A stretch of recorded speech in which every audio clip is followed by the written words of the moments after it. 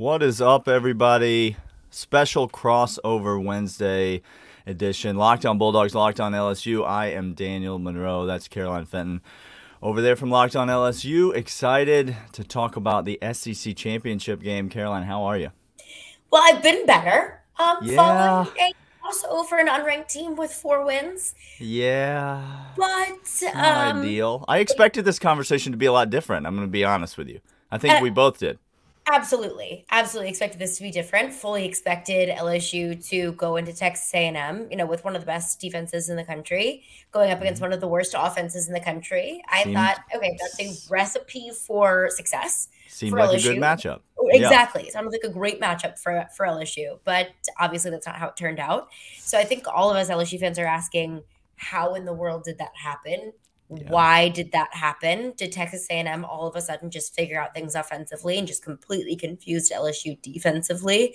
A lot of questions after that game, Yeah. but trying to put that in the rear view and focus on the big game at hand. Obviously, at least on our side of things, the stakes aren't as high as we Yeah. thought they would be going into this game, with Yeah. at least, college football playoff hopes still alive. So that's not necessarily the case. So I think for LSU, it's just go in, you know, play your heart out, see what happens, see if you can get into a better New Year's Six bowl, hope for the best against a really, really good team.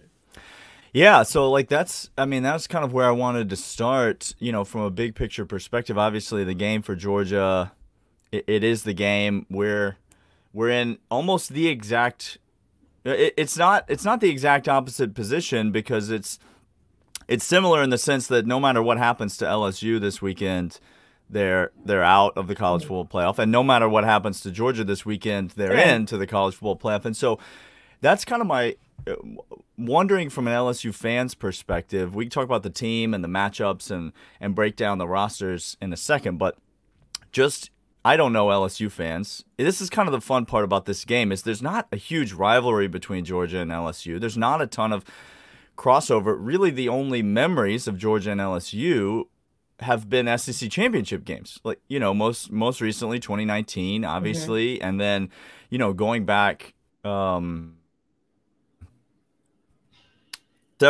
several games that I'm sure we both recall. There was that crazy high 2018 game. scoring Aaron Murray, Zach Yep. Mettenberger game, in Sanford Stadium, the regular season game.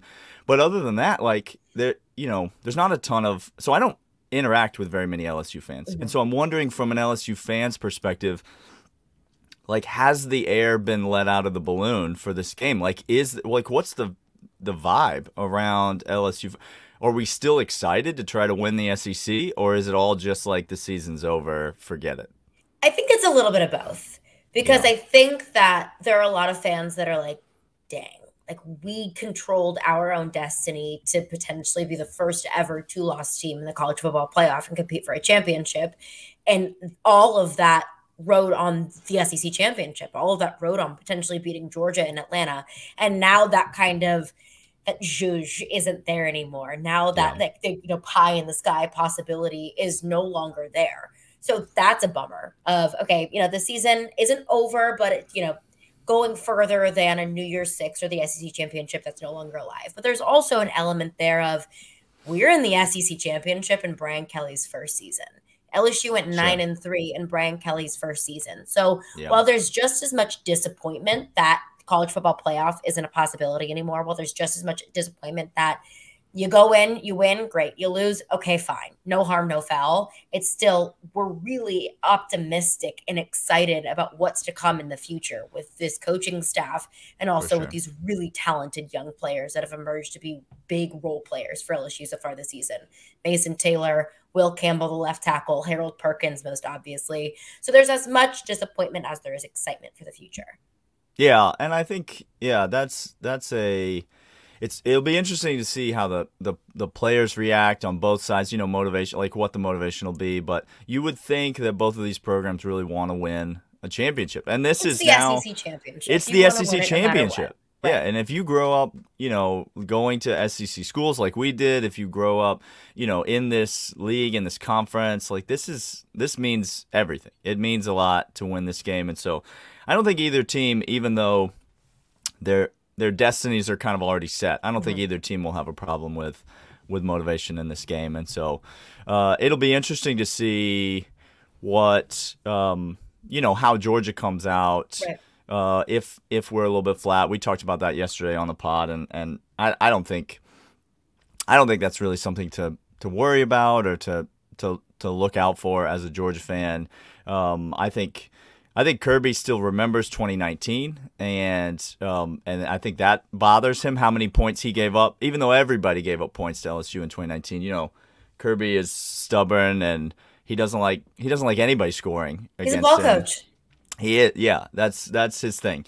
And so I think he remembers that, and then I think last year is I don't think he, obviously we won the big one, but I think it still probably bothers him quite a bit that we lost to Alabama in the SEC championship game. But I think your point is true that, if you think about LSU's season from a big picture perspective, the disappointment of last week is hard to swallow right now. But you beat Florida, you beat Alabama, you all of the big rivals, you kind of check those boxes. You won the West, and like you said, there's so much young talent on this LSU roster that it's got to be optimistic. Like the big picture for LSU football has to be optimistic, especially coming off of Ed Orgeron. And I don't know what your feelings are about Ed Orgeron, but you have a coach that can coach football now, and so that's a plus.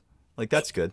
Absolutely. I mean, Ed Orgeron, I think every LSU fan feels similar to the way that I do. Is he was the head coach at LSU and he won a national championship, and he gave us the most electric and exciting year that we have experienced probably ever as LSU fans. Sure. He was at the helm of one of the greatest college football teams of all time. Well, Tennessee bitterness. this year, Tennessee this year is the same as 2019 LSU. I don't know if you know that, Caroline, but I thought I'd bring that up.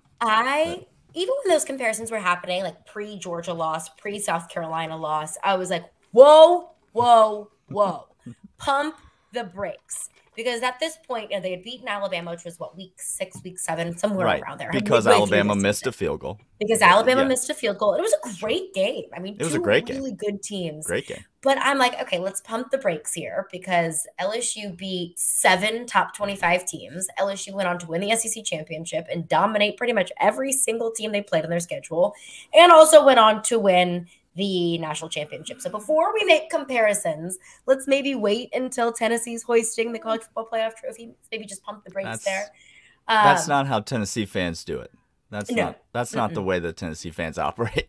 No, you know that. And I know that all too well. That's not how it. But I mean, Tennessee's had a great season, and hats off to Josh Heupel for what he's done in his second year. But kind of looking at the Georgia side of things, like you said, LSU fans don't have a ton to look forward to for the SEC championship, but Georgia has everything to look forward to past the SEC championship. Do you think there's maybe an element there that they look past this game and look ahead to the playoff? I mean, I think there could be, there could be because you're dealing with 18 to 22-year-old kids. It's kids. We're talking about kids who are out there playing this game. Kirby is a great external motivator. We talked about that yesterday on the pod.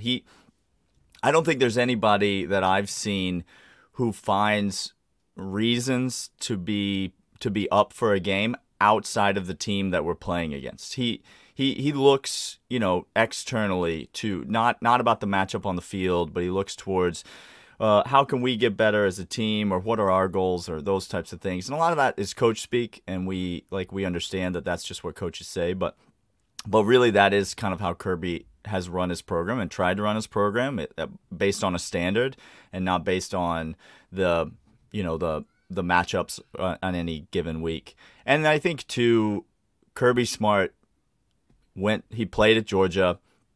He grew up as a son of a high school football coach in Georgia. He is SEC football through and through. Like that's his whole life. His whole life is SEC football. This game, he wouldn't say this because he knows that the money and the real prestige of college football right now is national championships. Like that's how you dominate the landscape of college football.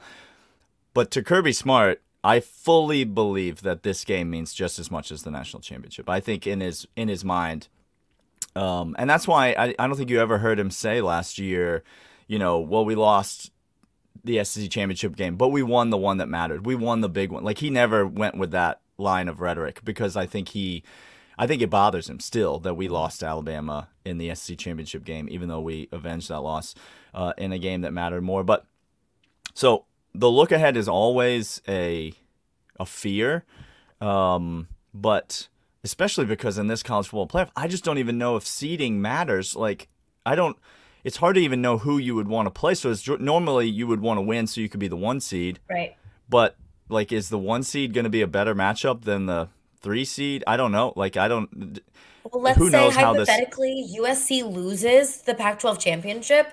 Alabama gets that 4 spot. Or Ohio State. Ohio State. I'd much rather play TCU. You don't want to play either of those teams. I don't want to play Alabama or Ohio State. I'm sure Kirby Smart, more than anybody, does not want to see Alabama in the SEC championship. Yeah, so I think you want to win this game. I think Kirby Smart is going to have players motivated. It's a championship game. We lost it last year. I think there's all the reason for Georgia to be motivated. So let's talk about the matchups. Let's talk about who LSU is going to try to attack offensively and defensively and vice versa. First, want to let you know about BetOnline. 17.5 points, Caroline, is a lot of points for a championship game. It only moved by a point after last week. It was 16.5, and now it's 17.5 for this game. That's a lot of points that BetOnline is trying to give you for free to bet on your LSU Tigers. Are you going to bite on that? Are you going to take that? I struggle with this because I don't want to, over-exaggerate the loss last week to Texas A&M, and I know this team is going to be motivated after that, but also every time I take a team to cover against Georgia, Georgia proves me wrong. And I think Georgia is such a difficult team to bet on because the spreads are always going to be massive just like that. So when I think surely this team will cover, Georgia proves me wrong. I am still going to take LSU to cover. I think it could be a 2-touchdown game, and then LSU still covers. So I'll take the LSU to cover the 17.5. Georgia has messed around, Tech covered against Georgia, Kentucky, Missouri. Missouri. Georgia has messed around this year, and then Georgia has just run people out of the building this year. And so it is a tough spot. BetOnline is the place to go to make whatever bet you're planning on making on the SEC championship game or any of games this weekend. BetOnline, the official sportsbook partner of Locked On Podcasts, and the only place that we trust to make all of our online wagers. BetOnline, your online sportsbook experts. All right, so let's talk about matchups. Where do you see LSU offensively trying to go to have success against this Georgia defense? Let's start on that side of the ball. It's so difficult because every very strong offensive team that I've seen Georgia play, Georgia's able to kind of penetrate exactly what is that team's strength. For example, the Tennessee game. I mean, I didn't think that anybody was going to be able to slow down Tennessee's offense. And then you turn around and you watch Georgia almost completely shut down that offense and make Hendon Hooker look like a quarterback that hasn't thrown for 300-400 yards a game. So I think that the key here for LSU is the key that has been all season long, and that's running the football. Whether that's running the football with Jaden Daniels, if he's 100% healthy, he's a little bit banged up after the Texas A&M game, has an ankle issue. But it's going to be, the trio of running backs of Josh Williams, of John Emery, of Noah Cain, and then you add in Jaden Daniels' runability in there. That really is the bread and butter of this offense. Once the run gets going, then you start to see the passing game develop. It's going to be incredibly difficult. But I've seen, this Georgia front seven maybe isn't the Georgia front seven of last year, but the Georgia defensive backs are just absolutely lights out. I mean, I look at Keely Ringo and what he was able to do against one of the best wide receivers in college football in Cedric Tillman, and I was so impressed. So if LSU can get the run game going and maybe open up the passing game, that's the key to success for LSU here. It's just going to be incredibly difficult against this Georgia D.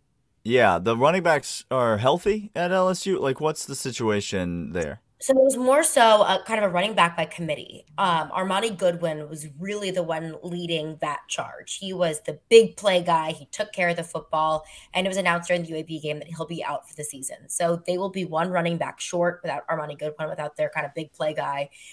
Noah Cain is more so your more effective, efficient back. Like, he'll pick up 3-4 yard gain here and there. So he's not your big, 40, 50 yard pop off for a massive run kind of guy. But he's more of, he's down in the trenches and picks up the yards where you need him. Mm-hmm. John Emery is your big play guy, but he also has a tendency to fumble the football. He had 2 fumbles against UAB. And then you also have Josh Williams, who has emerged as, a back that I really didn't pay attention to preseason that has emerged as probably the go-to guy now that Armani Goodwin is out. So you got the 3 trio of running backs that all have kind of a specific skill set. Yeah, it's a fascinating matchup because LSU is just a weird team offensively me from a distance, because they have maybe the best wide receivers in the SEC.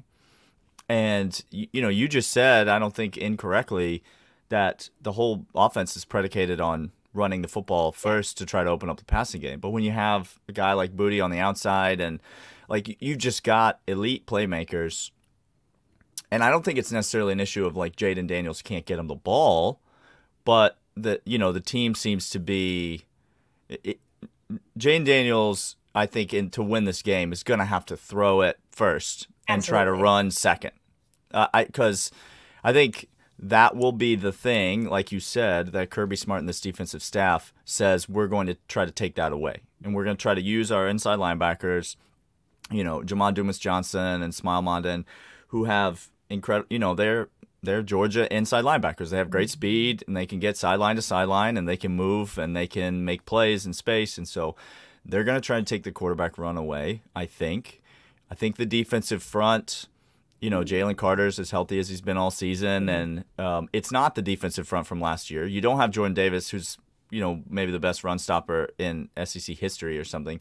But it's still very hard to run against Georgia. It's very difficult. And you just look at the stats, and they validate that. But more than that, what Georgia has been elite at this season is not necessarily limiting teams in the passing game, limiting teams in the run game.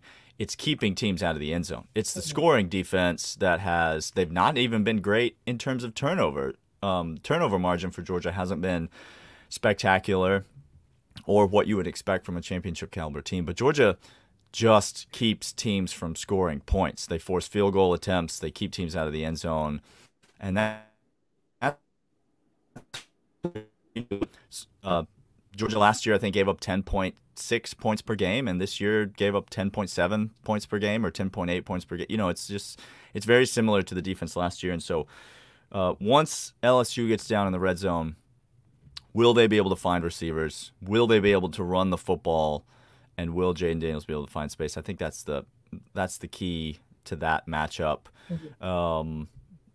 Turn it around to the other side, and what happened to LSU's defense? I mean, I don't mean to be rude, but no, it's a very fair I thought question. they were good. Like they looked, and to be fair, Texas A&M threw the ball for 155 yards. It was all the run game. And then ran the ball for 10,000 yards against LSU on Saturday. Not far off. That's what.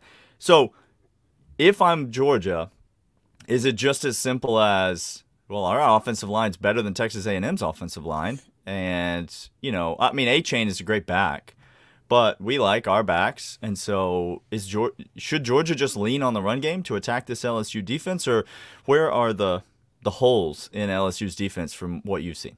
And I don't think that's necessarily the case. This has been a pretty solid run defense all season long, with 2 outliers being Tennessee, which when you think of Tennessee's offense, you don't think, wow, really good run team. But Tennessee was able to run for over 200 yards against LSU, and then again, Texas A&M. And it's been interesting because going into every game against a really stout run game, Ole Miss and Quinshon Judkins, Auburn and Tank Bigsby, even Texas A&M and Devon A-Chain, Brian Kelly's number one point or his number one key to the game is we got to stop the run. We got to take their biggest playmaker away from them. And if they beat us by throwing the ball, then fine. But we're going to take their number one strength away from them. So they did that against Ole Miss. They were able to limit Quinshon Judkins to, less than 100 yards, maybe 50 or so yards.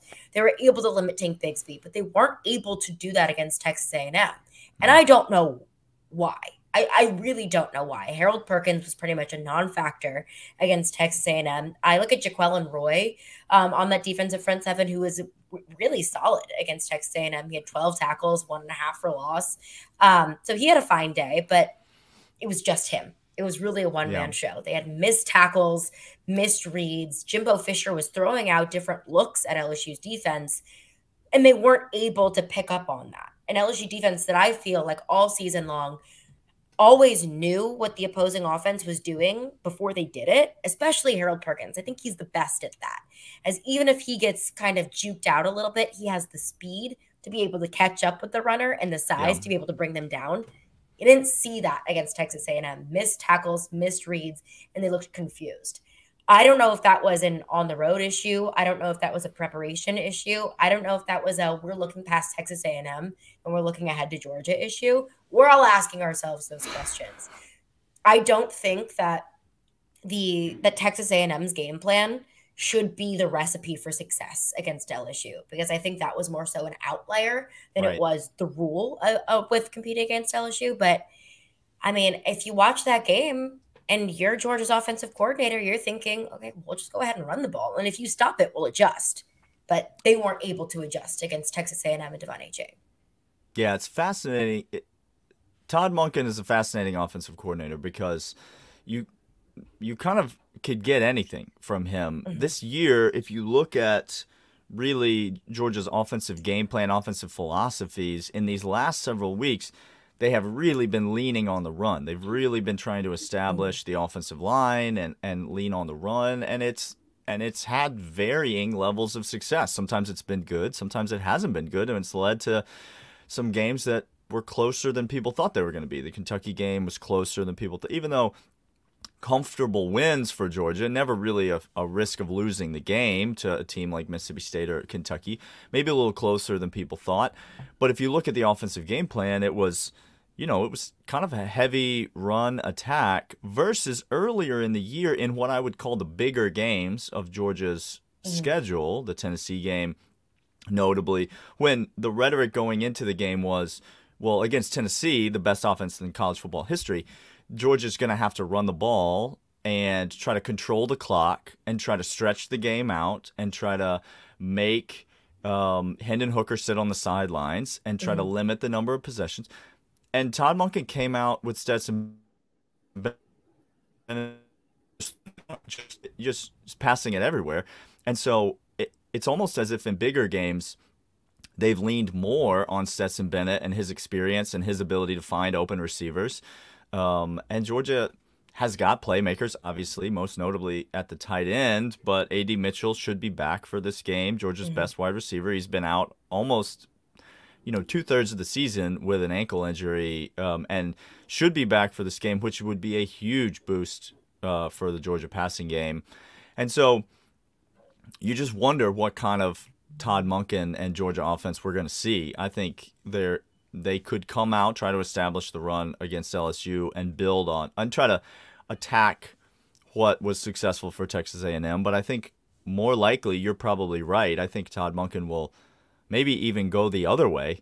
And while LSU is trying to fix holes in the run game, they might come out and try to exploit them with the passing game offensively. But if I have Brock Bowers on my side, ball's going to him on every single play. Kid is a monster. There's so many matchup nightmares on the Georgia sideline. I think the Georgia fans' biggest frustration offensively has been, why don't they touch the ball more? Darnell Washington, probably a bigger matchup problem even than Brock. Brock Bowers got incredible speed, obviously incredible hands, playmaking ability.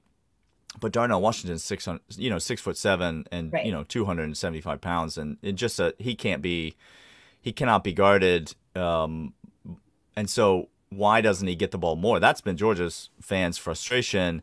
I suspect that in a big game like this, if you could pinpoint some tendencies from Todd Monken, Georgia likes to come out fast in these big games offensively, and so I think you're going to see him throw it early.